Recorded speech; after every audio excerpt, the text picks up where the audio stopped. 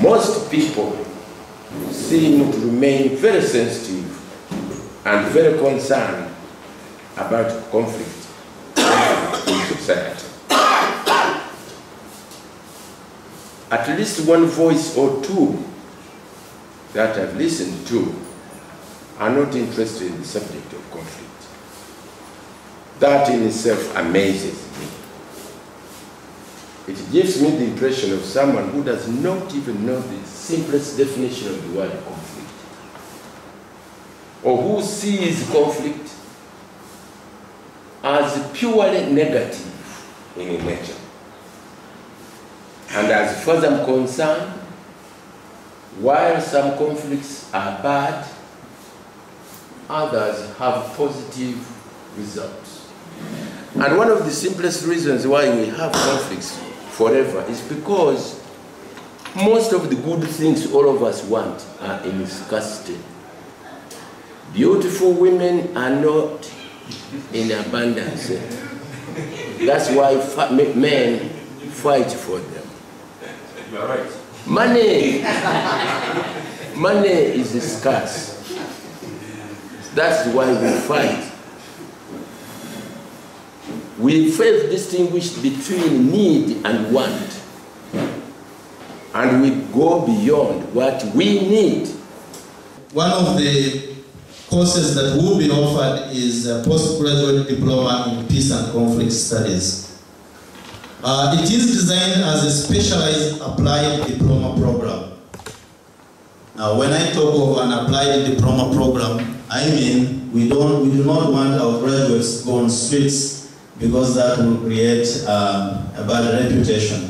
So our diploma program, our postgraduate diploma program, is designed as an applied diploma program, which means students acquire hands-on. The other thing that our students walk away with is encouragement of interactive approach to the evaluation of theory through practice and practice through theory. And I've already emphasized and highlighted the importance of an applied diploma and the importance of hands-on skills. A certain scholar, most of you are scholars, so I'm not afraid to quote. If I was in Wise, I would never quote. But a certain scholar called Miriam et al. Said, theory without practice is empty idealism, and practice without philosophical reflections is mindless activism. And this is what we are talking about. Now, students need to know how to handle conflicts between themselves. Interpersonal means between me and you. So, and trust building. Trust is huge, huge in peace building. If you cannot trust your wife, that's the beginning of conflicts. If you cannot trust your vice chancellor, then that's the beginning of conflict between you and your leadership. So trust is huge in peace building. I happen to have been invited to a small workshop during Christmas time. And I was told that universities should do seriously think of what they talk about niche. Niche are not made by the university. It's your results of producing the products which gives you a niche. That is what is called a project proposal. Different languages, depending where you... Did you go to Mwili? Now, so students can choose to do that, or I'm giving an option for those who would want to do research. Most of the graduates worldwide, they just come out and they can't write a resume, they can't write an application letter, they don't know where to start from, they don't know where to start from, even when they have first-class degrees. And that is very, very unfortunate. This course helps you to understand how to approach, actually there are a lot of communication skills in the job search skills. Because the communication is not about just talking, it's also about your body language, it's about how you lift yourself, how you present yourself, and how you dress up. And these people, our graduates, are going to handle multilingual people French, German. One of the disturbing factors about Uganda's curriculum, we are not multilingual. This is a very disturbing thing that we miss out on many international issues because of language. I was of the view that somehow we would encourage, because these are international issues, somebody can be appointed to go and work on Senegal or wherever. We are out on the question of language. The university, as of now, we instruct in English. And I think people who are going to apply for this course must have a knowledge of English. Because if they come, and they are coming from Latin languages, they may have to learn English to be able to consume what we have. Later on, our language department here, they want to look at the other possibilities. I don't know, somehow what I realize in Uganda, counseling is considered as HIV and AIDS counseling. I don't know. But we want Busoga University to be the leader in what is called integrated guidance and counseling, which goes to your family, which goes to your workplace. We talked about stress management, which goes to your community, which goes to, you know, so many things. I've observed there are so many electives, and creating so many electives will result into so many lectures, and who must be paid. And some course units will find that there are only 2 students or 1 student. If it's an agreement, we could consider reducing the electives and reduce, since this is a professional course, and try to reduce the electives, because in the 2nd year the electives, 3rd year the electives, and try to limit them in maybe the 3rd year alone. Thank you. How do you market your course or your university if you do not want to teach what I want to study, and you force me to study things I don't want? Through the universities that I've been in, I have been given an opportunity to choose what I want to study, and not compel me to study Mirambo just because the lecturers available know Mirambo, and then they force me to study Mirambo as a man. How does it help me? Every new change that comes as a conflict. If we do not have conflicts, then we are static and dynamic and probably not thinking. All thinking, if we all agreed on one thing, then there is no reason for meetings and thinking. One person would say, okay, we all agree. Thank you for that submission. Yes. There is no any program that is as participatory as this, as I've, no.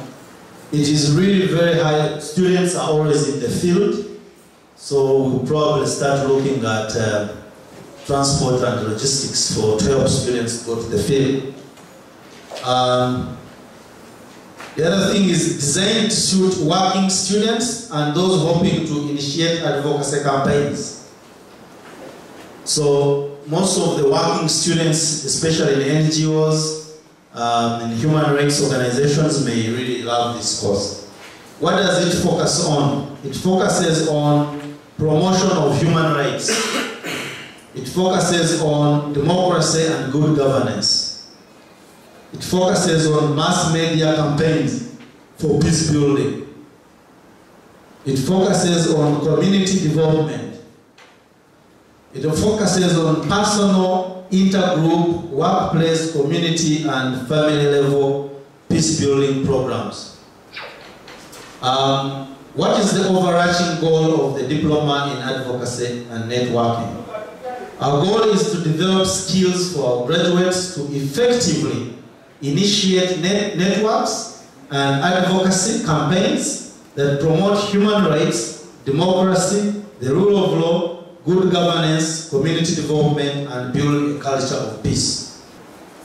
If this Center for Peace is created here, and it is linked to Hearts for Peace, that already gives us an international image. That we are not thinking about, I was teasing my friend there, the locals from Namongalu or Namongas. I think I was soft than the locals of Mutai.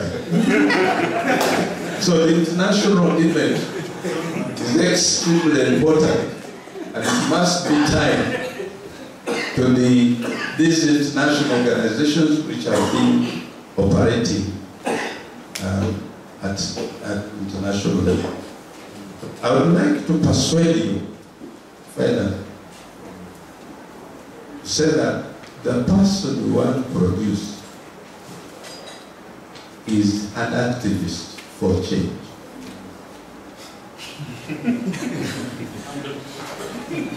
Yes.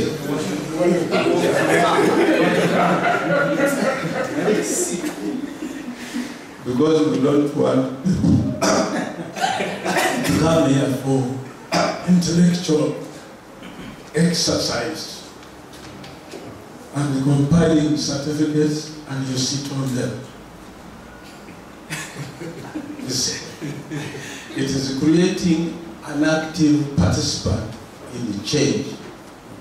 Meaning it borrows from different fields of study, and at the end of the day, we specialize in peace and conflict. Because we want to produce students who can fit our market. If you just teach people theories and concepts of peace, where are they going to apply them? Be lecturers or where? But you have to teach them other practical things like budgeting, human resource, and program design, project design, so that they can work in organizations and in parastatals. Number 2 is that transforming conflicts and building peace is at the center of this whole curriculum. The scope is about conflict prevention. Now, conflict prevention, as the name suggests, is to stop a conflict before it happens. But students doing these courses will realize that sometimes it is not necessary. It is not encouraged to prevent conflicts, because you could probably be preventing positive conflicts. So we encourage conflicts which are positive and discourage negative conflicts. And the levels at which conflict is prevented and all that. Number 2 is conflict settlement. There are issues you can settle. Just like the Chabazinga thing, that one is settled. Number 3 is conflict resolution. There are issues you can resolve, but you cannot prevent or settle. Number 4 is conflict management. There are issues and conflicts and disputes that you can manage, but you cannot prevent, you cannot settle, you cannot resolve. The fact that I'm a Karamajong and she's a Busoga is a conflict because there is a difference. And whether we do what or what, we cannot resolve by saying that I also become a Busoga. That is not there. But our differences as a Karamajong living with a Busoga can be managed. A white person will never be black, or black will not be white. But those racial issues cannot be prevented because you can't prevent such a thing. You can't settle it. You can't resolve it, but you can manage. So there are those things that people will be learning here. Lastly is conflict transformation. Conflict transformation cuts across. It is the umbrella of all kinds of conflict management, resolution, settlement. Conflict transformation can work on prevention, can work on settlement, can work on resolution, can work on management. Transformation means, in simple language, total change. I therefore would like to present the curriculum to you for assessment and decision making. Thank you very much. VC, Deputy Vice Chancellor, heads of departments, ladies and gentlemen. That's the end of my submission. Thank you. I take the honor and opportunity on behalf of Busoga University Senate to pass a word of thanks to Mr. Adesi for your most able interesting presentation of the curriculum of Center for Peace Studies, which is yet to begin here in Busoga University. I want on a personal basis to promise that I will be one of the students. But particularly, I'm moved by your able presentation and pray and hope that the rest of your academic team will be as enterprising and awakening as you have been this morning and this afternoon. I thank you very much. Where we stay in Uganda, many people have been asking for this. You have a program of peace, whatever conflict resolution, particularly the police, these armed officers, and we say no. But we have papers in political whatever and humanities, but they are interested specifically for that program. So it is long overdue. Mr. Vice Chancellor, I beg that we accept this thing for